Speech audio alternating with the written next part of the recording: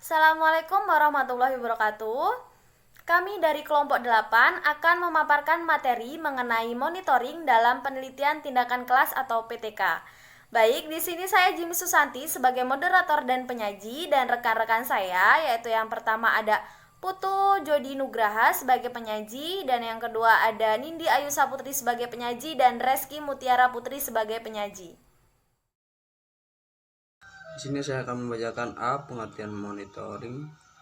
Eh, Monitoring atau pemantauan adalah cara untuk mengetahui perubahan dalam kurung changes and improvement karena dampak dari tindakan yang dilakukan oleh peneliti. Perubahan dan peningkatan karena dampak tindakan yang dilakukan oleh peneliti. Perubahan dan peningkatan karena terhadap sasaran yang dikerancang sebelum terjadi setiap saat dan tidak bisa diprediksi secara tepat kapan perubahan muncul dan pada saat apa dan sebagainya. Oleh karena itu, istilah monitoring atau pemantauan mempunyai makna pada perlunya peneliti melakukan pengamatan secara terus-menerus selama tindak dilakukan oleh peneliti agar tidak diketahui pada konteks dan waktu perubahan suatu perubahan muncul. Monitoring juga dilakukan dengan maksud mengetahui apakah perubahan dan peningkatan itu sesuai rencana peneliti atau tidak. Bila hasil monitoring menunjukkan perubahan yang diharapkan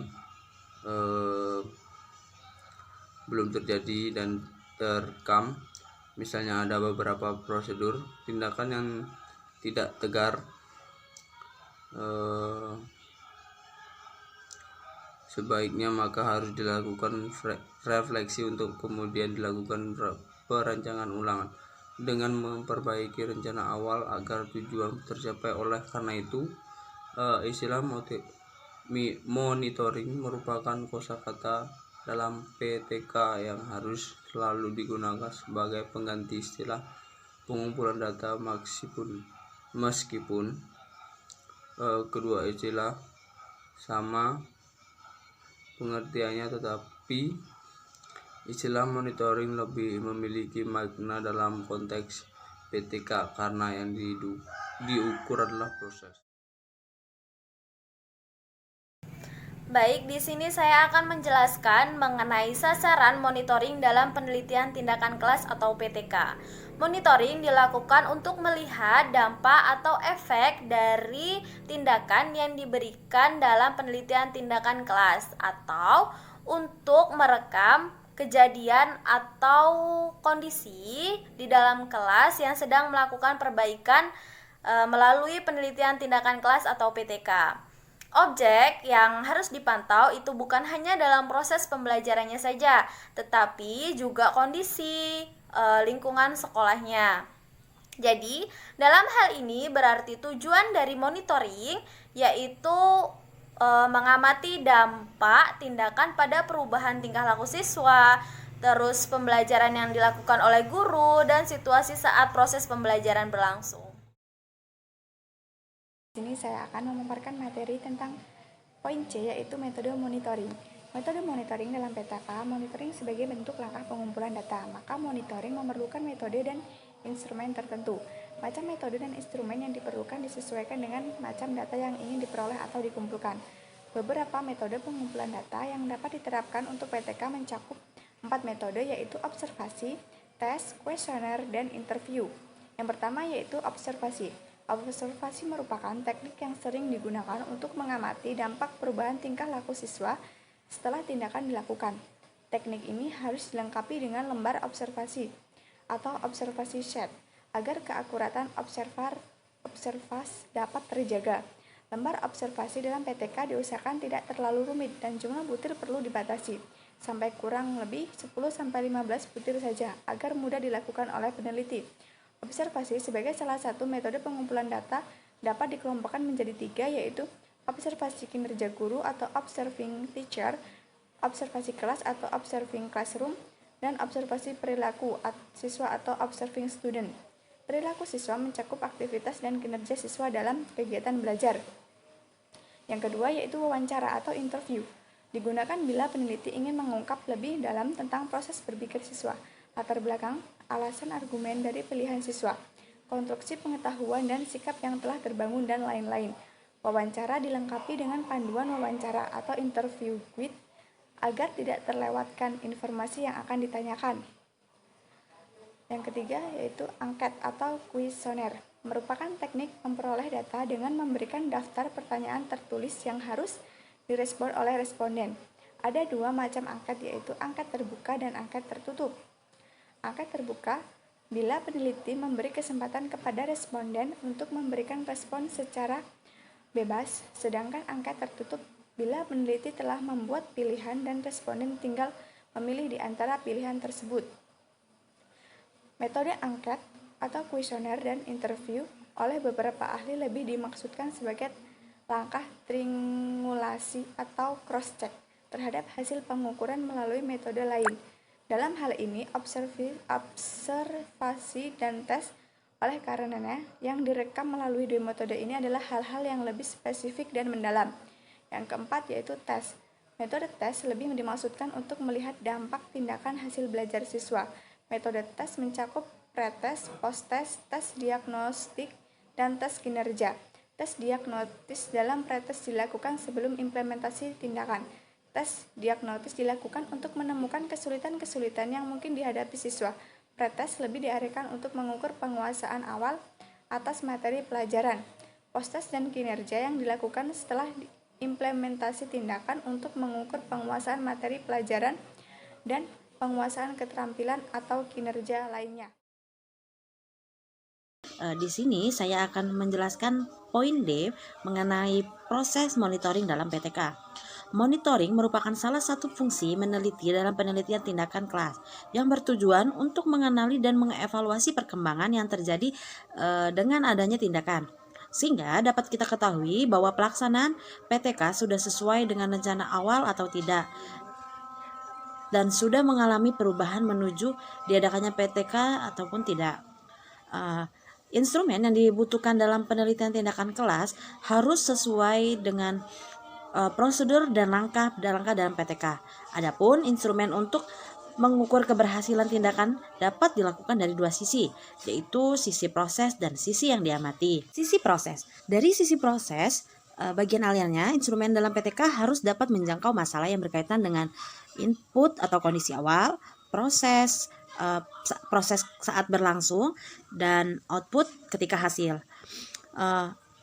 Instrumen untuk input di sini dapat dikembangkan dari hal-hal yang menjadi suatu akar masalah beserta pendukungnya, seperti akar masalah merupakan bekal awal tertentu dari siswa yang dianggap memiliki kemampuan yang kurang. Dalam hal ini, tes bekal awal menjadi instrumen yang tepat. Selain itu, dapat juga diperlukannya instrumen pendukung yang mengarah kepada pemberdayaan tindakan yang akan dilakukan. Kedua, itu instrumen untuk proses. Instrumen yang digunakan dalam saat proses berlangsung berkaitan erat dengan tindakan yang dipilih untuk dilakukan. Tiga, instrumen untuk output. Instrumen untuk output berkaitan dengan evaluasi pencapaian hasil berdasarkan kriteria yang ditetapkan. Misalnya, nilai 70 ditetapkan sebagai ambang batas peningkatan. Pada saat dilaksanakan tes bakat awal, nilai peserta didik berkisar pada angka 55. Maka, pencapaian hasil yang belum sampai pada angka 70 perlu untuk melakukan tindakan lagi melalui siklus berikutnya. Adapun angka 70 diambil dari kriteria ketuntasan minimal atau biasa disebut KKM yang telah ditentukan. Kedua, itu ada sisi yang diamati.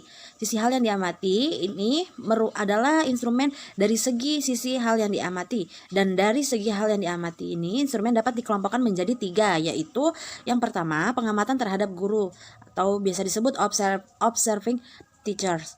Pengamatan merupakan suatu alat yang efektif untuk mempelajari metode dan strategi yang diimplementasikan di dalam kelas, seperti tentang organisasi kelas, respons siswa terhadap pembelajaran yang ada di kelas, dan lainnya. Adapun salah satu bentuk pengamatan adalah catatan anekdotal. Catatan anekdotal di sini memfokuskan pada hal-hal spesifik yang terjadi di dalam kelas atau catatan tentang aktivitas belajar siswa dalam pembelajaran.